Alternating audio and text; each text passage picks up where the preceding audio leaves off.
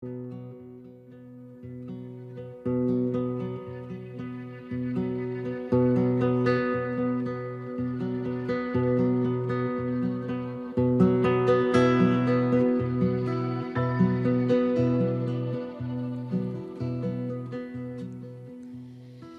¿qué tal? ¿Cómo están? Sean bienvenidos a nuestro programa radial. Avia Yala Culturas Radio regresa como siempre, como cada fin de semana, conversando con nuestros invitados, aquellos que llegan y que sin duda alguna nos dejan mucho en cada charla. Durante la pasada semana hicimos una cobertura amplísima en Santa Cruz de la Sierra. Esta entrevista debía haber sido en una de las tantas y hermosísimas plazas de Santa Cruz de la Sierra, pero no dio tiempo porque mi entrevistado es una persona que tiene muchísimo trabajo, no solo en el ámbito cinematográfico, sino también en la parte formativa, en estos encuentros que se establecen para dialogar sobre el trabajo que se realiza y sobre ciertas dinámicas de charlas y de intercambio de reflexión sobre lo que hoy significa el audiovisual y otros temas. Hablo específicamente del joven Diego Mundaca, quien nos acompaña en nuestro programa. Recuerde usted que a través de la 88.3 FM nos puede escuchar sábado 8 de la mañana y domingo 13 horas, así es que hoy será un privilegio que nos acompañe durante los próximos 50 minutos. Así comienza nuestro programa radial, gracias a La Doble y a usted por ser nuestro radio escucha. Hoy conversaremos con Diego Mundaca. Viento que canta cruzando la pampa, me espera por fin. Redención. Muy bien, la selección que nos hizo llegar Diego Mundaca musicalmente es muy estricta, nos ha amenazado que si no están todas las canciones que nos ha mandado va a haber una demanda legal hacia el programa, ¿no? Me parece excelente para comenzar la entrevista. Bienvenido, Diego, gracias por estar acá. Hola, Saraí, muchas gracias y bueno, gracias por la paciencia también. ¿Tienes dolor de cabeza? ¿Estás bien? No, estoy bien. Yo lo que pasa un poco es que estaba correteando para llegar a tiempo, entonces eso. Gracias, te agradezco mucho. ¿No? Y el oxígeno aquí un poco está complicado. Te falta, ¿no? Entonces nada de actividad física, por favor, durante estos días. Solo tomar agua. Solo agua. Diego, ¿qué significa para ti estar con la gente? Depende, a veces no quiero estar con nadie. Entonces, es algo que yo puedo, por suerte, elegir. Pero estar con la gente, en el fondo, es una posibilidad de comunicarse, una posibilidad de aprender, una posibilidad de conocerse a uno mismo. Depende. Ok, depende, ¿no? Sí. Muy bien, vamos a dejarlo ahí. Depende de la comunicación que uno puede establecer con la gente. Ahí está el valor de encontrarse o no con la gente. Muy bien, vamos a dejarlo ahí, lo dejaremos en tintero para lo próximo que vamos a estar charlando. Cuéntame sobre tu infancia. ¿Eres un nativo orureño? Sí, yo nací en Oruro. Esto siempre lo digo, me gusta decirlo porque yo nací ahí. Viví 6 meses, me parece. ¿Según recuerdas? Según recuerdo. Y después tuvimos que salir de Oruro porque también era un tiempo donde te invitaban a salir a palos y a balas, ¿no? Era la dictadura. Y de ahí nos fuimos a La Paz, vinimos a La Paz. Y aquí yo crecí, hice el colegio, hice parte de la universidad, desarrollé mucho de mi vida en La Paz. Nuestra formación, digamos, de infancia básicamente paseño, ¿no? No. ¿No? Siempre en casa se ha mantenido. Mi padre también, mi padre es de Potosí, o sea, como adoptado potosino. Mi madre es de Oruro y los tres, todos en La Paz. O sea, en la casa siempre ha tenido se ha conservado ese carácter de cada lugar. Si bien he crecido en La Paz, tengo la ventaja también de haber conocido muchos matices entre Sucre, Potosí y Oruro, ¿no? Entonces, no sé si me considero o no sé si me atrevería a considerarme paseño. Ya, muy bien. Estoy muy claro que soy orureño. Ya, perfecto, excelente. ¿Cuántos eran en casa? 4. 4. ¿Tú eres el? Yo soy el menor. El menor. El hijo menor. Hijo menor. ¿Tu hermano mayor? Sí. ¿Quién es? Gonzalo es ingeniero ambiental y vive ahora acá en La Paz. Ingeniero ambiental. ¿Y su interés por el ámbito ambiental vino desde pequeño, en el caso de Gonzalo? ¿O fue una cosa que una cuestión familiar también, porque nosotros crecimos con mucha relación con el campo. Mi padre trabajaba mucho en el campo. Ya. Entonces muchos de nuestros viajes de vacaciones eran al campo, o algunos viajes extras que nos dábamos era ir a acompañar a mi padre al campo.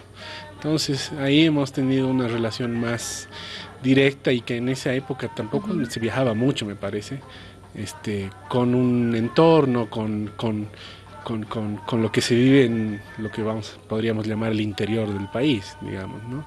Entonces visitábamos mucho Yungas, el altiplano, viajábamos mucho, mismo porque mi madre era de Oruro, mi padre tenía la familia también un poco regada por Potosí Sucre, entonces viajábamos mucho.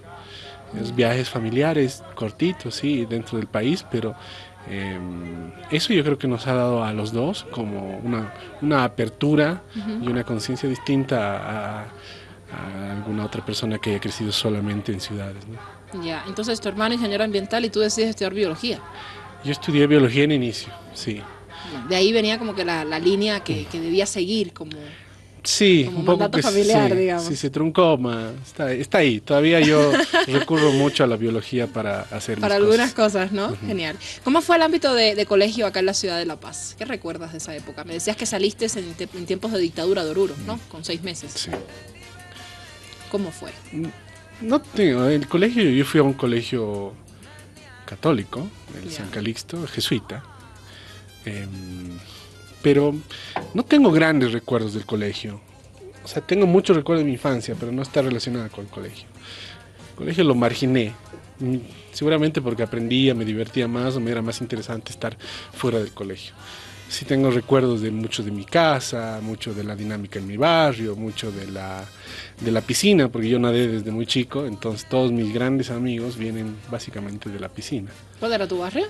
Obrajes, Obrajes. sí. Perfecto. Bellavista y Obrajes. ¿Y por qué marginaste el colegio?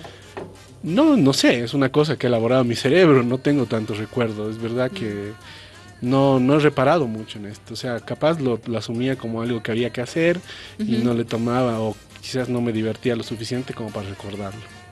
Ok. Sí. ¿Y la zona de Obrajes? ¿Qué significa hoy para ti volver después de cierto tiempo a La Paz y pasar por esa zona donde creciste? Ha cambiado mucho, ¿no? Se ha poblado de forma distinta, bueno, como es cualquier ciudad también, como una ciudad que es Se va creciendo. casi el motor del país.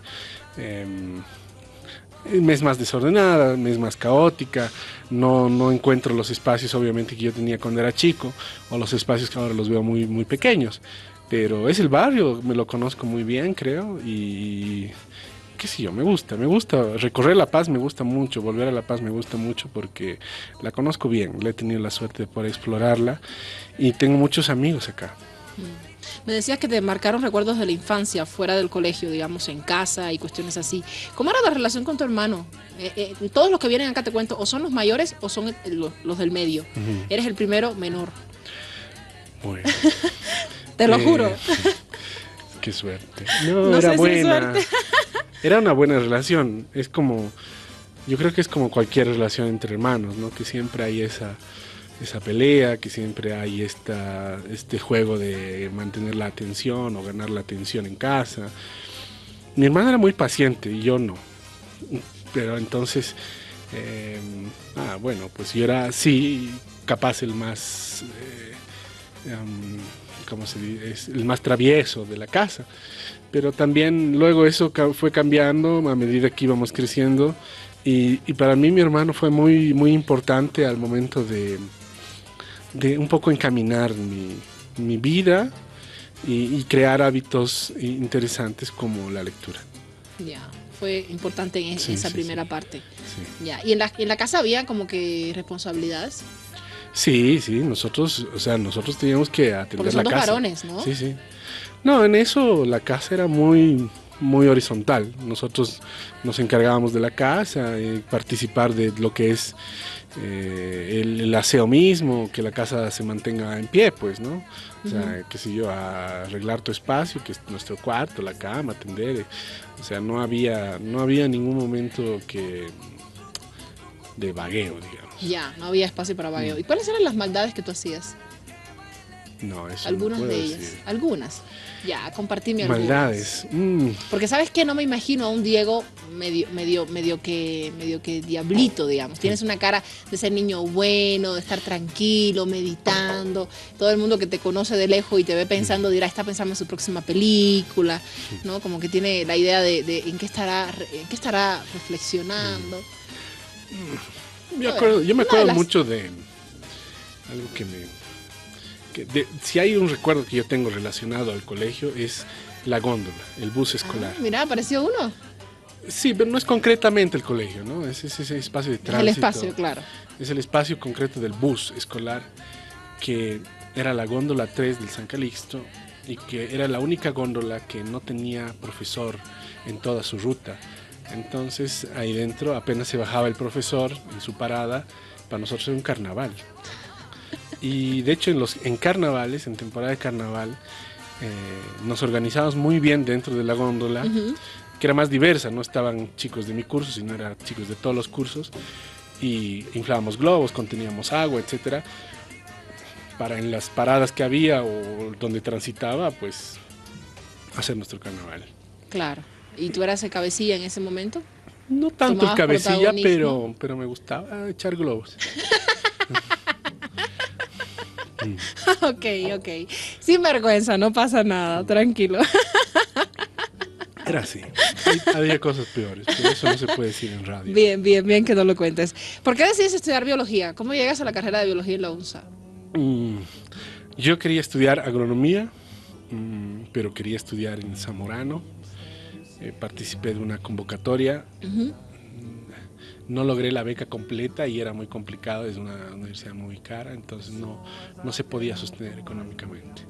Entonces lo más cercano que tenía y interesante era biología. Entonces así ingresé. Por suerte ese fue un choque bien fuerte para mí, me acuerdo el momento del examen de grado, el examen de dispensación, que era capaz la primera vez que yo entraba a un aula de la UNSA, esas aulas inmensas donde caben miles de estudiantes, y ahí ante miles de estudiantes o miles de postulantes yo era uno más. Fue un shock porque ahí me di cuenta que yo era uno más en un universo muy grande de gente que buscaba hacer algo en la vida, ¿no? Estudiar. Entonces ingresé, ahí aprobamos creo que 20 chicos, entre ellos estaba yo. Era algo que yo no lo calculaba, pero me alegró mucho. Muy bien. ¿Y con qué idea llegabas a estudiar biología? ¿Con la idea de los viajes al campus con tu familia? ¿Con la idea de estar cerca de la gente? ¿O eso todavía no aparece hasta el viaje que realizas por tierra hacia Brasil? No aparece tanto. Más me interesaba conocer las plantas, me interesaba esa aventura de lo que es la vegetación. Era muy curioso porque también en casa siempre había plantitas. Mi padre trabajaba mucho con plantas medicinales, entonces por ahí yo sentía capaz ese apego y decir, bueno, yo voy a continuar esto, ¿no? Pero bueno, no pasó. Muy bien. ¿En qué momento decides dejar la carrera de biología? Biología yo no me estaba ya encontrando, había avanzado un poco ya en la carrera, pero estaba sintiendo también que la carrera se hacía muy científica, ¿no? Muy científica, pura. Entonces, y que yo de alguna manera estaba alejándome estaba más metido en laboratorio antes que yendo en el campo y relacionándose con la gente y buscando plantas, algo más divertido en el fondo. Entonces ahí me vino, sí, una crisis donde decidí cortar con la biología y ver qué hacer. En ese ver qué hacer encontré en el cine una posibilidad. Muy bien. Vamos a hacer la primera pausa ahí. Quiero que me cuentes encontré en el cine una posibilidad de forma más detenida, ¿no? Bueno. Quiero que empecemos por el viaje que has hecho por tierra a Brasil, por la conexión que sentías en ese momento de estar quizás en un espacio que no era al que tú debías pertenecer, por los artículos que escribías a la revista en España de cultura. Rebelión, porque además eras un periodista cultural en esa época, ¿no? El Diego podía hacernos competencia en esa época. Era el único, ¿no? Muy bien. Hacemos la primera pausa y a la vuelta ya entramos en materia. Entramos a hablar sobre este cambio, esta ruptura, este tropecé con el cine de Diego Mondaca. Y usted no se pierda pues esta historia, porque sin duda alguna los grandes también están presentes en el trabajo de los jóvenes, y es el caso de Jorge Sanginés. Ya regresamos.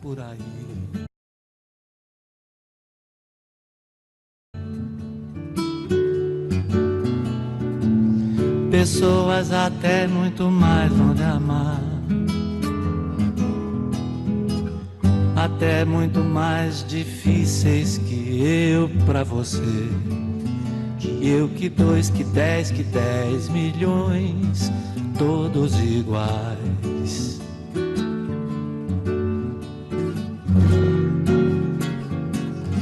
Até que nem tanto esotérico assim. Muy bien, regresamos con nuestro programa. Nos dice esta cámara, nuestro invitado, que no sabía que era así. Me alegra muchísimo porque hay otros invitados, te cuento, Diego, que han revisado la página antes de venir al programa, la página de Facebook. Entonces ya venían con los cañones listos, ¿no? Ya llegaron así como viendo qué dice en la hoja del frente. Bueno, usted sigue escuchando a través de la doble de la 88.3 FM el programa Avia Yala Culturas Radio, y conversamos con Diego Mondaca de cerca, íntimamente, sobre sus inicios y sobre la decisión, la difícil decisión, importante decisión en su vida, de dedicarse al cine. Viajas hacia Brasil por tierra. Sí. Casi mochilero eras, ¿no? ¿Cuáles fueron los lugares que recorriste? Fui por Guayará, Merín, luego Guájara, Merín. ¿Pero bajaste por los Yungas? Sí. Ya. Fui por ahí arriba, Portobelo, otra población más, Manaus y Belén. Ya. ¿Y cómo te sentías en cada población que llegabas? ¿Qué hacía el Diego? ¿Cómo era el Diego en esa época? Creo que yo era muy tímido en el fondo también. No sé si era uno de los primeros viajes que hacía completamente solo y tan largos, ¿no? Y sobre todo sin saber cómo era el camino que me seguía, ¿no? Y que te esperaba. Que me esperaba, había, ¿no?, que cruzar ríos, o sea, cosas que primera vez que me estaba enfrentando y que obviamente tenía miedo, que me pase cualquier cosa, qué sé yo. Los miedos que uno tiene al viajar también, ¿no? Claro. Y también el estar solo, también el idioma, porque yo no sabía hablar portugués, entonces, y el portugués del interior es mucho más cerrado como para poder entenderlo fácilmente. Ellos no me entendían ni mi español ni mi inglés, entonces ejercité mucho de posibilidades de comunicación, resolvía, lograba, llegaba. Las alternativas, sí, que me entendieran básicamente y que no perdiera yo el bus, el avión, los tickets. Llegué bien. Fue un viaje más que físico, también interno. Al final me di cuenta que fue también un viaje interno. Y que porque después de ese viaje, después de retornando ya a Bolivia, como que ya estaba decidido el cambiar de carrera, digamos, ¿no? El ponerle un final a biología e intentar alguna otra cosa. ¿Hubo algún momento de punto de quiebre en ese viaje o estamos hablando del viaje en su totalidad? ¿Hubo un momento en el que, digamos, intercambiaste una palabra con alguien, viste una escena, pensaste en algo que te dijo, no, Diego, no tienes que seguir estudiando biología? No que recuerde ahora, pero yo creo que me ha dado la distancia, me ha dado el relajar, el distender este nervio del cambio y decidirlo ya con más tranquilidad. Pero no es que recuerde algo muy concreto. Muy bien. Ahora no. Y al regreso es cuando empiezas con la idea de estudiar cine, estás en la ECA y postulas a Cuba. Sí, entre medio ahí es lo que escribía para Rebelión y que me pidieron una entrevista a Sanginés. Y era la primera vez que yo conocía a Sanginés, entonces estaba muy nervioso. Yo no veía cine a esa época, no soy una persona que ve mucho cine, no soy cinéfilo, digamos, ¿no? O sea, hasta ahora. ¿Te da miedo contagiarte? No, por eso, sino que es un hábito que no lo tengo. Veo películas porque, bueno, es mi profesión y hay cosas que sí me llaman la atención y, bueno, las estudio, etcétera. Hay cosas que me inquietan y comienzo a explorarlas, pero no soy aquel que está viendo cine todo el tiempo, digamos. atiendo muchas sugerencias de amigos, leo críticas o cosas, entonces bueno, busco la película, etcétera. Pero bueno, el encuentro con Jorge sí, eso sí fue una marca, porque tuvimos una conversación muy linda donde él hizo un par de preguntas básicas que creo que los podría hacer a cualquier persona y también a uno lo cuestionaría. Bueno, ese momento vino de don Jorge, una persona que todos respetamos mucho, y él me ayudó a decidir, me ayudó a como capaz que esas personas que llegan y te dan como un empujón en el momento justo para atreverte a hacer algo, ¿no? Entonces él me hizo las preguntas de por qué no hacer cine, etcétera, y de ahí me metió la curiosidad del cine, y en ese momento yo ya comienzo a como explorar el cine y tener las posibilidades, los abanicos, dónde podría hacerlo. Bolivia, si bien tenía la ECA, que ahora creo que ya está más estructurada y más grande, al momento era muy pequeñita. Claro, ¿no? estaba recién comenzando. Recién comenzando, etcétera, y con mucho esfuerzo. Entonces yo entendí que las perspectivas acá tampoco iban a ser muy claras. El país estaba en una crisis muy fuerte, crisis política muy fuerte, social muy fuerte. Eran los años 2003, 2004. Entonces apliqué para la escuela de Cuba, por suerte me aceptaron y me fui a estudiar a Cuba. Ok. Antes de llegar a Cuba, que es un tema importantísimo para tu carrera, me decías que mandabas artículos de cultura a España. Te contratan, eres corresponsal, empiezan a publicarte. ¿Sobre qué eran tus artículos? De rebelión. Yo escribí sobre teatro. Ya. ¿Veías teatro? Veía teatro. A mí me gustaba mucho el teatro. Ok. Tenía muchos amigos del teatro. Entonces comencé con teatro, luego cine, con Jorge, básicamente. Y después me pidieron alguno del contexto social. Entonces escribí de política. Ya, sí, de cultura y de política, ok. Sí. Para la entrevista con San Ginés tuviste que leerte todos sus libros, bueno, 2 libros de... No, leí uno y revisé el otro. Leí uno que es el Cine junto al pueblo. Ya. Que es un libro que yo encontré en San Francisco, en los libros usados. Es la primera edición. Okay. Y luego revisé 2 de sus películas que pude encontrarlas, pero no mucho más, fragmentos, porque no se encuentran sus películas completas. ¿Te estabas enfrentando en ese momento como periodista o un cineasta? Sí. No eras todavía cineasta. No. ¿Qué le preguntó el periodista Diego a Jorge San Ginés? No me acuerdo, pero más me interesaba... ¿Cómo iba la entrevista? Me interesaba mucho saber de dónde saca las ideas, cómo había en sus películas, hay muchas películas donde tienen muchos protagonistas mujeres, entonces, y eso marca una distancia también discursiva con el resto de las películas de la época. También me interesaba mucho ese su desapego a la... Jorge se desmarca del cine latinoamericano por esa potencia estética y esa potencia política, ¿no? Que tienen sus imágenes, que tienen sus narraciones. Y es algo que está más ligado hacia un Glover Rocha del cinema novo. Me interesaba mucho de dónde salen esas cosas y cómo en el fondo encuentra estos temas y cómo los trata, ¿no?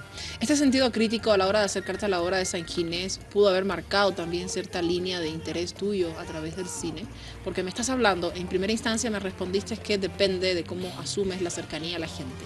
Luego me dices que revisas un texto de Jorge San Ginés donde se habla de cómo el cine puede estar cerca a su pueblo, cerca a la gente. Luego me cuentas que lo encuentras en un espacio de libros usados, en una zona casi más callejera en la ciudad de La Paz.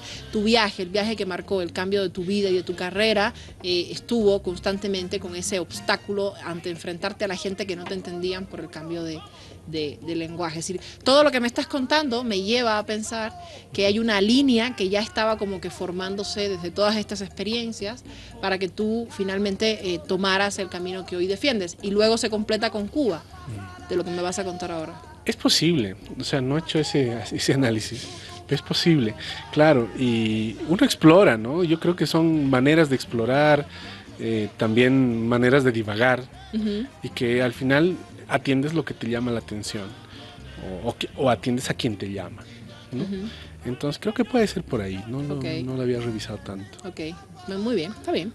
En Cuba, uno de los elementos que más, imagino, te ayudaron a sentirte, digamos, más cerca del ámbito cultural fue el acceso a tantos elementos culturales que posibilita la isla desde su formación en el ámbito, digamos, de las disciplinas artísticas. Estudiabas cine en San Antonio, es una escuela privilegiada, ¿no? Nosotros como cubanos también queríamos estar en San Antonio, pero la formación tiene que ver con una necesidad de apertura total a todo tipo de manifestación artística.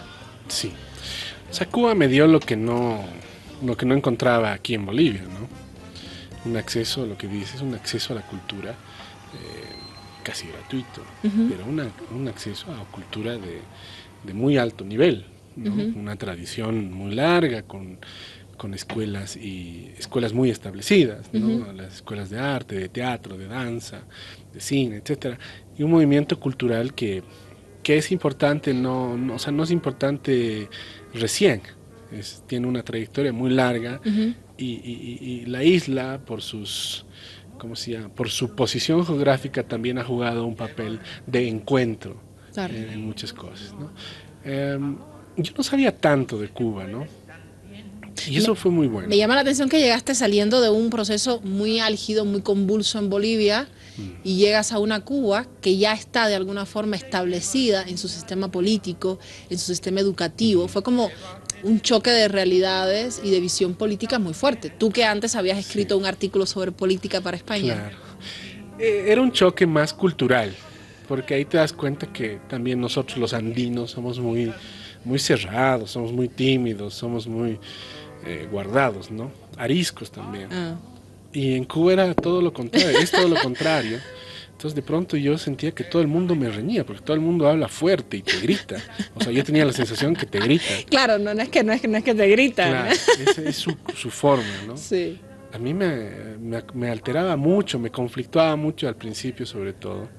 Pero claro, bueno, vas entendiendo, al final son 3 años que he vivido ahí, que he estudiado, etcétera, que he tratado también de tener mucho contacto con la gente, que me ha hecho, no sé si entender un país, pero he conocido un país que para mí ha sido muy importante, no solamente por mi formación, por las posibilidades que me ha dado a estudiar en esta escuela tan prestigiosa, privilegiada, sino también un país que es distinto desde donde lo veas o como lo veas. Es un país muy distinto al resto del mundo, ¿no? Es una excepción prácticamente. Sí. Entonces tendrá sus cosas buenas, tendrá sus cosas malas. En el fondo yo no soy quien para criticar esto. Yo he participado capaz de lo mejor que tiene Cuba y soy muy feliz y agradecido. Genial. ¿Qué te llevas de San Antonio profesionalmente? Salí formado. Claro, pero una cosa es la formación que te dan, y el concepto de formación está en debate hoy en el tema educativo, porque no sabemos hasta qué punto realmente estamos formando a alguien o estamos dándole luces, guías para que esa persona decida su camino y decida autoformarse. Sí. Pero yo te puedo dar 10 asignaturas, de esas 10 asignaturas tú decides tomar una o tomar 3 o una cosa de cada una, y eso es lo que un poco te llevas como concepto de trabajo. ¿Cuáles fueron los elementos, digamos 3, para no conflictuarte mucho, que llevaste de San Antonio y que hasta hoy marcan tu carrera? Yo creo que es mucho de... Cuba nos dio a nosotros. Cuba, bueno, la escuela de Cuba, para la gente que tenga un poquito de contexto, es un internado.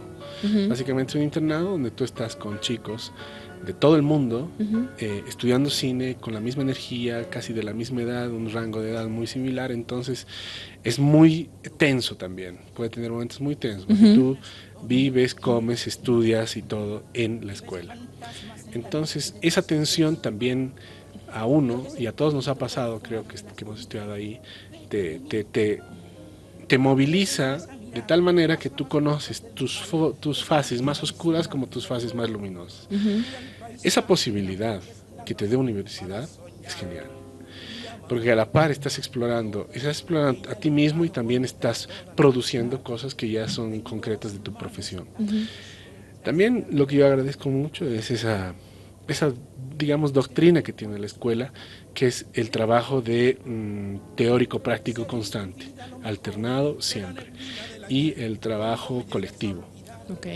La participación, la conversación y el debate de ideas de forma horizontal, en el sentido de que mi idea no es solo mi idea crece si la participo. Entonces como que un poco te lima esas cosas, del egoísmo, ¿no? Ya, dos elementos, autodescubrirse en cierta medida y el trabajar colectivamente, ¿no? Esos dos elementos tú lo materializaste muy bien en tus primeros trabajos. Sí, nos ha ido muy Siempre bien. hablas en plural. Sí, no, siempre me apuntan eso. Yo no sé si es una cuestión cultural o es un problema mío, pero me gusta O es un hablar problema gramatical que te es Claro. más fácil Es- quitarte la culpa sí. y repartirla entre todos. Exacto, es más fácil también, duele menos. Pero reconoces que ninguno de tus trabajos, ni La Chirola, ni Ciudadela, y menos ahora El Chaco, hubiesen sido posible en plural, si no hubiesen participado tantas personas, desde tu equipo de producción, desde los periodistas, los sociólogos, los historiadores que has entrevistado, desde el mismo personaje que se abre a ti para intercambiar contigo su vida. Es decir, todo lo que has realizado, siento yo, es un trabajo realmente muy colectivo. Es que el cine es así, el cine es colectivo. Depende, porque hay cine de autor que No. no puede ser más solo porque... Eso es un poco un mito. O sea, el que yo puedo hacer una cámara y micrófono, sonido solo, pero no hago el cine solo, porque yo converso con alguien. Siempre interactúas con alguien en torno a una idea. Entonces, eso ya hace que otra persona participe. Capaz no de forma tan directa o tan pragmática, pero sí participa. Okay. Entonces, una persona como individuo solo, no. Y además tú haces una película con alguien o con algo. Entonces, eso ya no es No un solo trabajo tuyo. individual. Okay. No es trabajo tuyo, hay mucho de comunicación, la relación está ahí. Ahora, entonces para mí eso es muy importante aclarar, que el trabajo del cine y todo oficio es colectivo. Hay muy pocos que son, ni siquiera la literatura es tanto, porque tú conversas, tú lees otros autores, tú te nutres de otros lugares, entonces ya se convierte en un producto colectivo. Pero eso es en el sentido bien literal de la palabra, ¿no? En el sentido de que uno, evidentemente, nace solo, pero en realidad todo lo que le rodea está permeado por una individualidad otra, por un Claro. colectivo que ya hizo, que ya habitó. De hecho, el idioma, el lenguaje que nosotros habitamos ya fue creado por otros, ya fue Que es así, estipulado porque por otro. también nosotros respondemos al entorno en el que vivimos. Y ahí nos acomodamos, nos construimos o los rompemos. Entonces, pero no existimos, o sea, nosotros existimos en la medida que también existe lo colectivo. Y eso es una realidad, ¿no? O sea, no es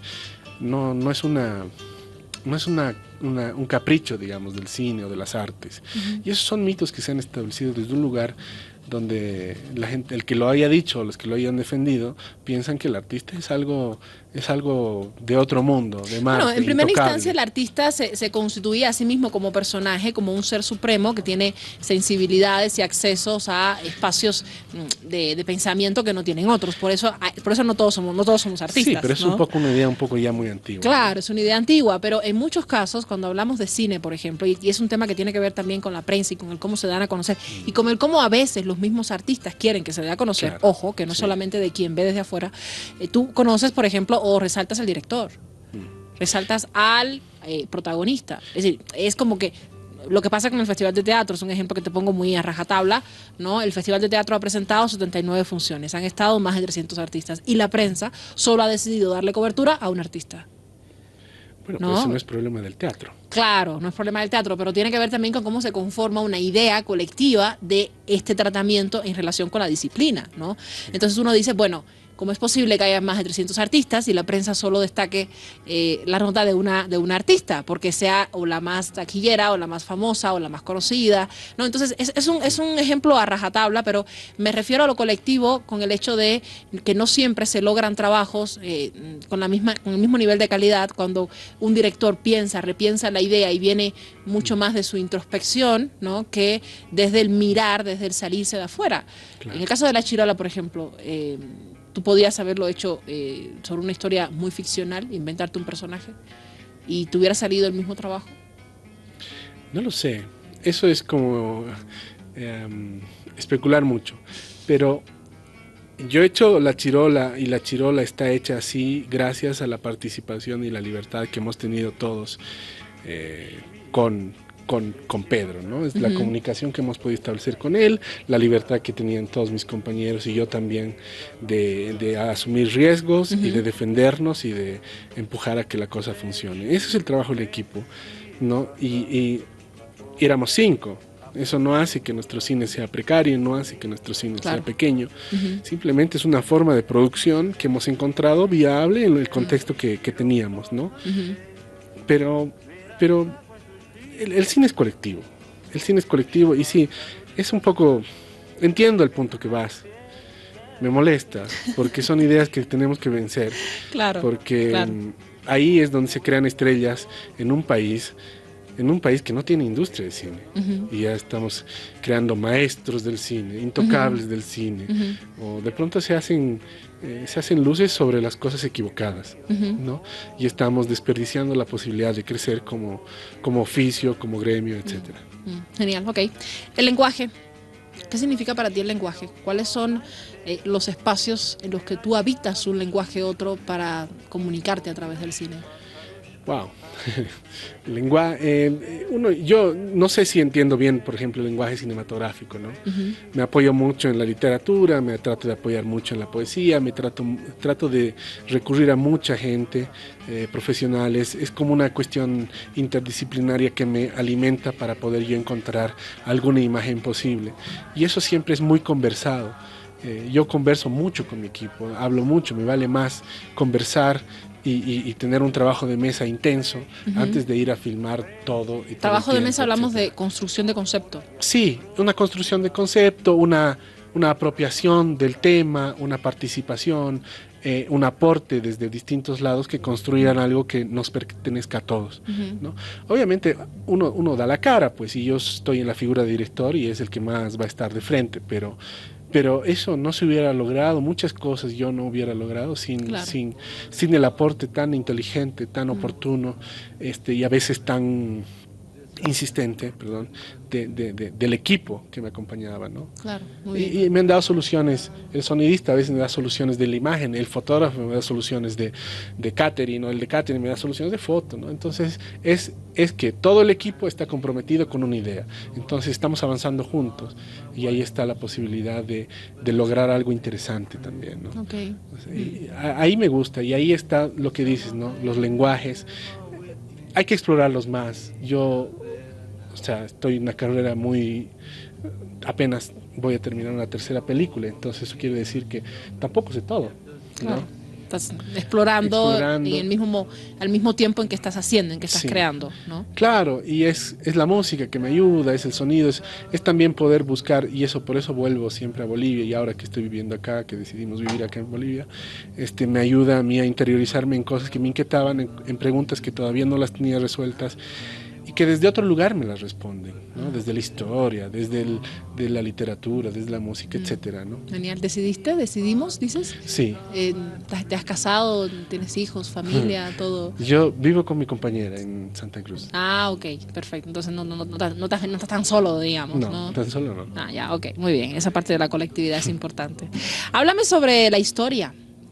En cada una de las propuestas que tú llevas o que has trabajado en el cine, la historia es un elemento así importante. La historia en todo sentido, la historia del material audiovisual, la historia a la cual recurres, la historia de la persona que se muestra o que se abre a la cámara, o la historia de un país, como el caso del Chaco. Bueno, es porque al final nosotros contamos historias, ¿no? Claro, o sea, por ejemplo, en el caso de Pedro es una historia personal de él a la que nosotros le damos imagen, ¿no?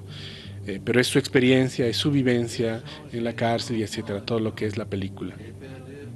Y Ciudadela, la historia está en el espacio, en el espacio de la cárcel de San Pedro, donde nosotros lo que hacemos es poner límites, ¿no? No salir de la cárcel y tratar de narrar una dinámica y contar un cuentito a partir de los elementos que están dentro de la cárcel, que sí entendemos que son muy similares, y ahí nuestra propuesta de lenguaje, de imagen, esa similitud entre el dentro y el afuera. Eso, digamos, es la construcción de una historia, que yo no he hecho un recorrido de la historia en términos de historiografía para elaborar este cuento. Claro, son espacios históricos distintos. Exacto. ¿No? Si bien, obviamente, yo he estudiado, he leído un poco de la historia de San Pedro, su construcción, para entender un poco, pero no es para incorporarlo. En el caso de Chaco, que es una película... Perdón, antes de que pase Chaco, sí. En el caso de San Pedro, no solo ver la historia del lugar desde desde la misma conformación, sino ver la historia desde perspectivas, desde miradas distintas. Para este trabajo tú has entrevistado a sociólogos, has entrevistado a personas que ven la cárcel desde puntos de vista distintos, ¿no? Sí. Y cada uno, evidentemente, propone su mirada de este espacio. Esa es una parte de la historia. Sí, son puntos de vista también, ¿no? Creo que entran más como puntos de vista, puntos de análisis. Digo porque cuando creces y creces con las historias de la cárcel de San Pedro, aquellos que vivieron cerca de la cárcel de San Pedro conocen las historias, popularmente conocidas así, de la cárcel de San Pedro, el día que alguien se fugó, el día que hubo una soga, los fantasmas, ¿no? Es decir, se crea toda una cosmovisión alrededor de un espacio y tú como cineasta, como el que está gestando la historia, la forma de acercarse al espacio, decide qué tomar y qué no, ¿no? Un poco... Exacto. Sí, es eso. Nosotros hacemos un trabajo de síntesis o un robo selectivo de buenas ideas. Robo selectivo. En el caso de Chaco surge desde un conflicto. Sí, un conflicto personal, un conflicto familiar que también está en la mayoría de las familias bolivianas. Todos tenemos un abuelo, un tío abuelo, un familiar en el fondo, de forma directa o indirecta, que ha participado en la guerra, que ha muerto o que ha regresado en sombras, ¿no? Y sobre todo para mí es un inquietante, porque responde mucho, yo creo que es también mucho de el Chaco ha determinado la construcción de un país que antes de entrar a la guerra era muy joven y muy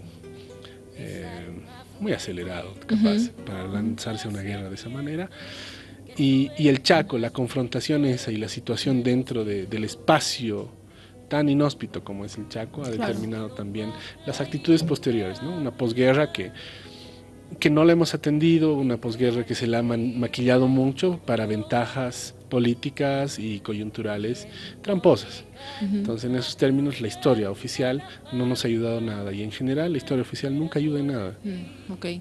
El conflicto tuyo viene por ese lado, pero imagino también por el tipo de país que luego resultó. Muchos consideran la guerra del Chaco como un punto de quiebre entre lo que era antes considerado boliviano y lo que fue considerado después. ¿Quiénes eran bolivianos hasta ese momento y quiénes lo fueron después de haber inclusive muerto en la guerra del Chaco? Sí, es complicado hablar de esto, ¿no? Porque siguen habiendo muchas sensibilidades en torno a esto. O sea, también habría que no analizar el boliviano que regresó, sino analizar a aquella persona que fue. No, el boliviano que fue allá no era boliviano, era un pongo. Un pongo que no respondía al sistema de la sociedad, que no lo hacían participar como ciudadano activo, no votaba, etcétera, no tenía acceso a la educación y básicamente era un pongo, un esclavo que le servía como carne de cañón, no servía como masa en las de soldados, ¿no? Luego, claro, cuando había combate sí era soldado, pero mientras no había combate, que era el mayor del tiempo ahí, seguía siendo pongo. Entonces en eso lo que ha variado es la terminología en el fondo, la situación del indio, campesino, originario, no sé, nativo, etcétera, no ha cambiado en el fondo. Seguimos siendo un país con muchas carencias, con mucha discriminación de clase, con mucho racismo. Entonces, no sé en el fondo si hemos cambiado grandes cosas. Ha habido reformas importantes que han sido derivaciones, sí, pero también, bueno, una guerra debe agitar demasiado, que también debe alterar varias cosas, ¿no? Al final una guerra rompe pues esquemas establecidos. Ha roto esa cadena, ha roto por un tiempo la cadena militar de gobiernos, ya entraban gobiernos civiles o más o menos combinados, pero después nos cae la dictadura, qué sé yo. Es un país que, en el fondo, para mí, no ha sabido atender una posguerra y ha arrastrado ese fantasma del Chaco y la pena y el dolor que significa el Chaco para cada familia y que es un poco lo que ha construido este país. O sea, el que ha regresado ha formado una familia. Esa familia es también disfuncional, es también... Claro. Y todo ello se pone en conflicto en la propuesta que me imagino que estás terminando ya casi. Mira, no tanto, no, o sea, esa es una exploración y un análisis que yo hago en torno a esto. Más amplio, digamos. Sí, yo me centro en una cosa más sencilla. La sencilla es el caminar de soldados bolivianos completamente extraviados en el Chaco, ¿no? Sí, como dices, no está terminada, estamos en proceso de postproducción, estamos buscando posibilidades de contraparte boliviana, fondos bolivianos, que es paradójicamente es el único lugar donde no hemos tenido apoyo, ¿no? Eso es paradójico también, pero bueno. es otro tema. Otro tema que probablemente esté cambiando. Y, A ver. Bueno, A ver, vamos a ver. lo hablaremos luego de la segunda pausa. Hacemos la segunda pausa en nuestro programa. Ya a la vuelta, casi en los últimos minutos de nuestro espacio, conversaremos entonces sobre Bolivia, tanto que hemos hablado de la Bolivia desde la tercera persona, desde un lugar un poco alejado. Pues hablaremos sobre estas ciertas reformas que han comenzado a llegar y quisiéramos conocer pues desde la visión de Diego Mondaca cómo lo recibe como joven cineasta. Hacemos una pausa y a la vuelta seguimos con más. Conversamos con Diego Mondaca desde Avia Yala Culturas Radio.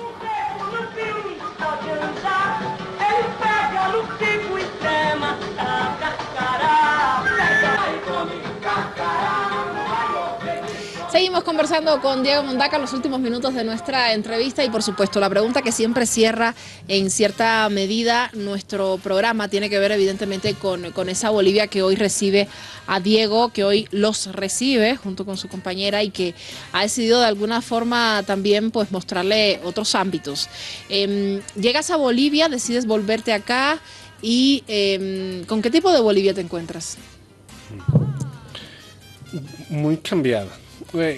Yo creo que Bolivia ha cambiado mucho para bien. En el fondo yo optimista. Estoy de acuerdo, claro, porque si uno mira para atrás, y eso es lo que también nos falta a nosotros, es un poco mirar para atrás, un poco analizar dónde estábamos y dónde estamos ahora. Obviamente no estamos viviendo tampoco una Bolivia que sea una taza de leche, ¿no? Tenemos muchos problemas, hemos desatendido muchas cosas y otras que hemos arrastrado de mala manera. Pero también el país ha cambiado. El país ya no es el mismo, ya hay mucha más apertura, hay una participación más orgánica de la sociedad en todos las actividades, en todo lo que comprende un comercio, etcétera. Hay participación mayor. También el país es vulnerable a su tiempo, ¿no? Al tiempo que vivimos en América Latina, en los años que vivimos, ¿no? Y ahí nosotros no sé si hemos estado muy listos para esto, ¿no? Okay. Principalmente a mí me preocupa mucho el tema del medio ambiente. Es algo que no hemos atendido y es algo que puede marcar el futuro de un país. Sus recursos naturales, la dosificación, el trato con inteligencia de los recursos naturales y no ser dependiente solamente de un recurso. Ese tipo de cosas que son estrategias de país. Okay. Además me preocupa eso, ¿no? Que me preocupa el futuro. Y nosotros como país, yo creo por mi mismo contexto económico, social, que es un país que siempre ha estado en crisis, normalmente siempre está en crisis. No hemos podido pensar en futuro, es un país que siempre ha estado pensando en el día a día, ¿no? En vencer el día para arrancar el otro día, etcétera, ¿no? Okay. Y en temas culturales, ¿cómo lo encuentras? ¿Encuentras un país más abierto con, digamos, disposición de verse a sí mismo, de ver a sus propios artistas, con disposición de plataformas y proyectos nuevos, como en el caso, por ejemplo, de cine o del proyecto de intervenciones urbanas, por mencionar alguno? Mira, yo creería que nos falta formación y es algo que en cultura es fundamental.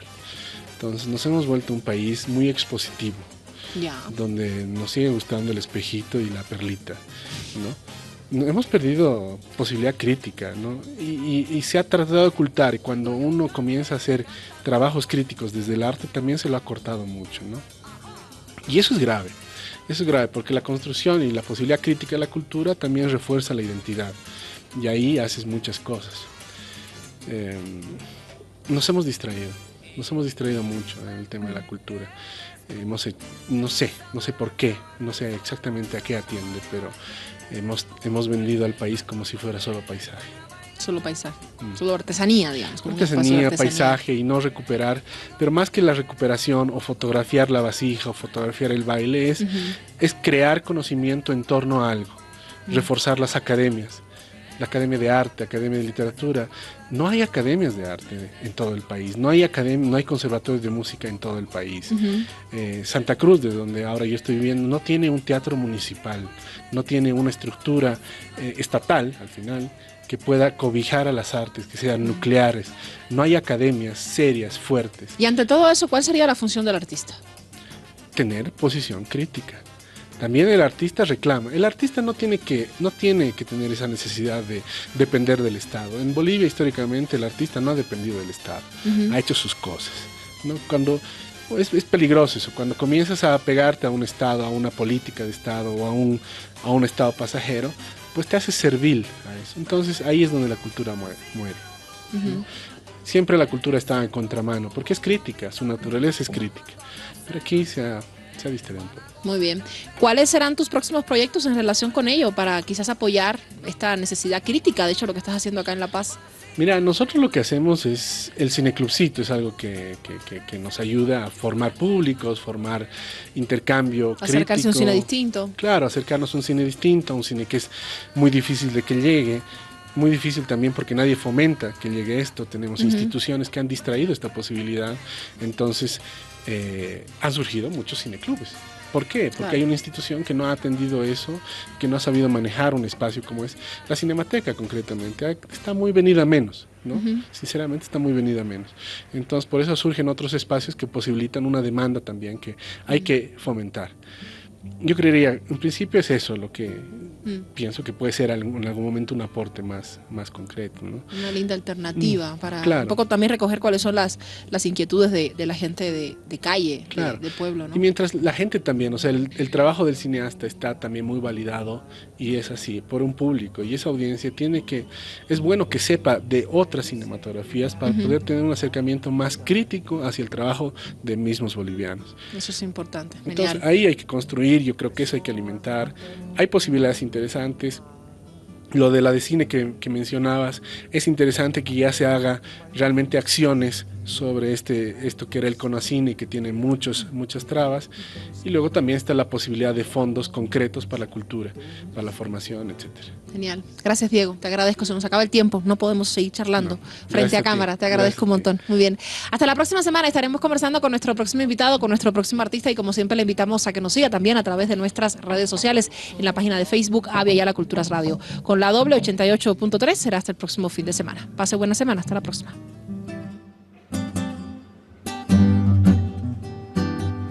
Mistérios sempre há de pintar por aí.